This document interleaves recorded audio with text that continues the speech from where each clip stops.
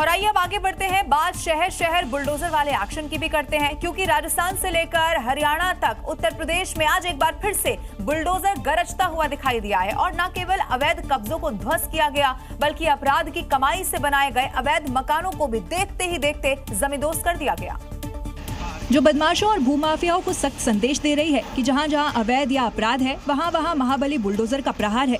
और बूंदी, कैथल, महराजगंज और बरेली से आई ये तस्वीरें इसी को बयां कर रही है।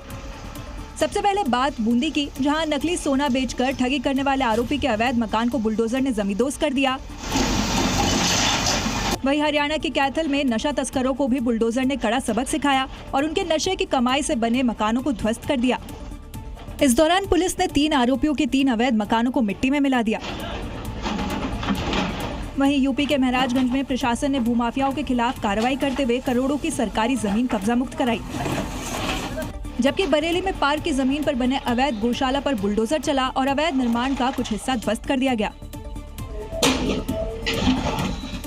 और अब बात आपकी सेहत की। नोएडा से आया सोया चाप से जुड़ा हुआ एक वायरल वीडियो आपको याद होगा, जिसने पूरे देश को झकझोर कर रख दिया था। और इसी वीडियो को जी न्यूज ने न केवल प्रमुखता से दिखाया था, बल्कि उसके बाद जी न्यूज ने सेहत के दुश्मनों के खिलाफ एक बड़ी मुहिम छेड़ दी थी। अब इसका असर गाजियाबाद तक देखने को मिला है और अवैध सोया चाप फैक्ट्री पर शिकंजा कस दिया गया। क्योंकि जिसे आप बड़े चाव से सोया चाप समझकर खा रहे हैं, वो इस घिनौने तरीके से तैयार हो रहा है। ना साफ सफाई का ध्यान और ना ही सेहत की परवाह, और उस पर शख्स लेटा हुआ है। 37 सेकंड का एक वीडियो। और जब हमारे स्पेशल शो डीएनए ने आपकी सेहत से हो रही खिलवाड़ को दिखाया, तो उसका गाजियाबाद तक असर हुआ। उसी के ऊपर नहा रहा, जहां फूड एंड सेफ्टी डिपार्टमेंट ने एक सोया फैक्ट्री पर छापा मारा। यहां चौंकाने वाला खुलासा हुआ है। यहाँ पर 1-2 नहीं बल्कि 7 सोया चाप फैक्ट्री चल रही है। और ये फैक्ट्री देखिए, जब अब यहाँ पर पहुंचे और हमारे आने से पहले सूचना यहाँ तक पहुँच गई, उसके बाद ये लोग यहाँ पर बंद कर फरार हो चुके हैं। फिलहाल फूड डिपार्टमेंट ने फैक्ट्री से सैंपल ले लिया है और जांच शुरू कर दी है।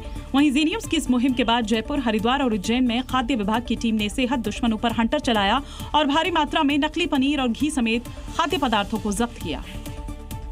भारत का ऑटोमोबाइल सेक्टर भले ही अब BS6 पर पूरी तरह से शिफ्ट हो चुका हो, लेकिन वाहन मालिकों को हर साल पोल्यूशन सर्टिफिकेट लेने वाले झंझट से छुटकारा मिलने जा रहा है, क्योंकि केंद्र सरकार BS6 तकनीक वाली गाड़ियों के लिए लंबी वैलिडिटी वाली सर्टिफिकेट अब जारी करने की तैयारी में है। इसके बारे में और आपको जानकारी देते हैं। दरअसल केंद्र के ड्राफ्ट नोटिफिकेशन की अगर माने तो ये जो गैर परिवहन यानी कि निजी वाहन के लिए पहले रजिस्ट्रेशन से 6 साल तक, PUC 3 साल के लिए अब वैध रहेगा। जबकि आपको बता दें, जो कमर्शियल वाहन रहेंगे उनके लिए पहले रजिस्ट्रेशन से 6 साल तक, PUC 2 साल के लिए अवैध रहने वाला है। अगर BS6 वाहन 6 से 10 साल पुराना हो तो PUC की वैधता 1 साल तक यहां रहेगी। आपको मैं ये भी बता दूं, 10 साल से अधिक पुराने जो BS6 वाहन है उनके लिए PUC 6 महीने के लिए वैध रहने वाला है। इसके अलावा BS4 वाहनों के लिए 6 महीने रखने का प्रस्ताव यहां पर रखा गया है, जबकि BS1, BS2 और BS3 वाहनों के लिए PUC की वैधता 3 महीने की रहने वाली है। फिलहाल देखिए, जो ड्राफ्ट